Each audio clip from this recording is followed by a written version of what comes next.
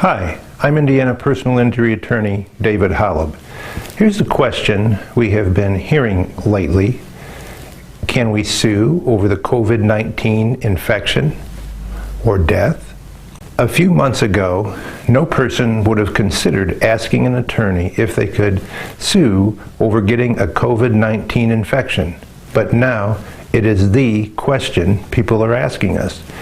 Can they sue if they or a loved one become infected or die from the coronavirus, also named COVID-19 by the medical community? It's a legitimate question, yet up until a few months ago, very few people even knew to ask it. The number of confirmed cases of coronavirus in the United States keeps rising, thanks mainly to testing, but thankfully less than 10% of those infected have serious complications or die. Most of the deaths have occurred in the elderly demographic. Though much has been thankfully done to slow the spread and permit health professionals to ready themselves for combat, the virus still remains a threat. Last week we got a call from a woman who took her husband to the hospital for an unrelated emergency, but they tested him for COVID-19 and they tested him as negative. A week later, he started having a terrible time breathing and she took him back to the hospital and he tested positive. The doctor said he likely was exposed the first time when she brought him to the hospital. Why? Because hospital staff, it turns out, who were present on the first visit knew they were infected and exhibiting symptoms and did not take proper precautions to prevent the spread of the infection to others. So back to the key question, can you sue over getting a COVID-19 infection? To answer that question, you have to look at whether reasonable measures were taken to prevent exposure and examine what, if any, protocols were put in place to handle such a virus or the contingency of being exposed to a new, previously undocumented illness. But what would the law consider to be reasonable measures? And what protocols should a medical facility like a hospital or nursing home have in place to handle an infectious disease? As time progresses, a clear standard within the medical community will develop to properly limit the spread of the virus. Once that standard is set, operating below that standard will expose the medical professionals to liability. The law likely will be hard-pressed to hold the first couple of medical facilities legally responsible for a patient contracting the illness.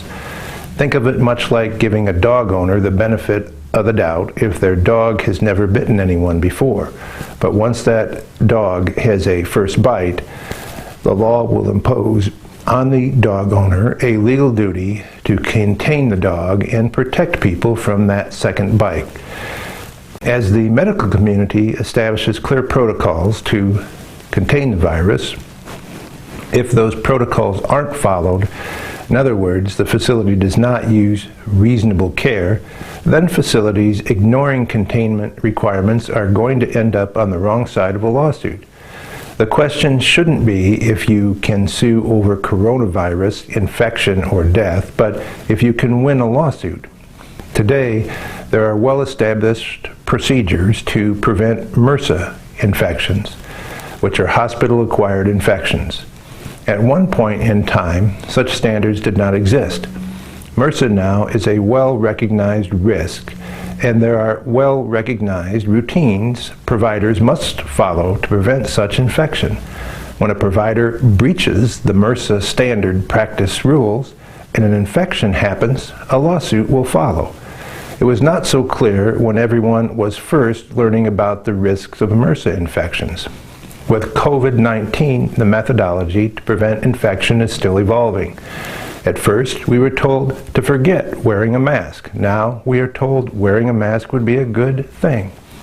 But interestingly, the CDC tells healthcare personnel that they can prevent MRSA infections if they clean their hands with soap and water, or an alcohol-based hand sanitizer before and after caring for every patient, carefully clean hospital rooms and medical equipment, use contact precautions when caring for patients with MRSA, which contact precautions mean whenever possible, patients with MRSA will have a single room or will share a room only with someone else who also has MRSA. Healthcare providers will put on gloves and wear a gown over their clothing while taking care of patients with MRSA. Visitors might also be asked to wear a gown and gloves. When leaving the room, healthcare providers and visitors remove their gown and gloves and clean their hands. The individual who called about her husband contracting COVID-19 at the hospital ER confirmed that the healthcare providers who saw her husband were not wearing gloves and they were wearing a gown over their clothing. The nurses and doctors were moving from examining patients who were feverish and coughing, recognized symptoms of coronavirus infection, to looking at her husband and others. They used hand sanitizer between patients, but again, no gloves and no gowns, and no changing of garments between patients. The offices of David W. Holub is a personal injury law firm located in Merrillville, Indiana, and our mission is to provide top quality legal representation while being accessible and attentive to our clients during times of personal challenge. The firm concentrates in personal injury cases of all types, medical malpractice, and wrongful death. If you would like to learn more about personal injury law, we encourage you to listen to our Personal Injury Primer podcast, where we break down the law into simple terms, provide legal tips, and discuss topics related to personal injury law. And we invite you to read our book, Fighting for Truth, a trial lawyer's insight into what it takes to win, where we do our best to entertain and pull readers into the courtroom and give them a glimpse of the legal process and what it takes to win a trial.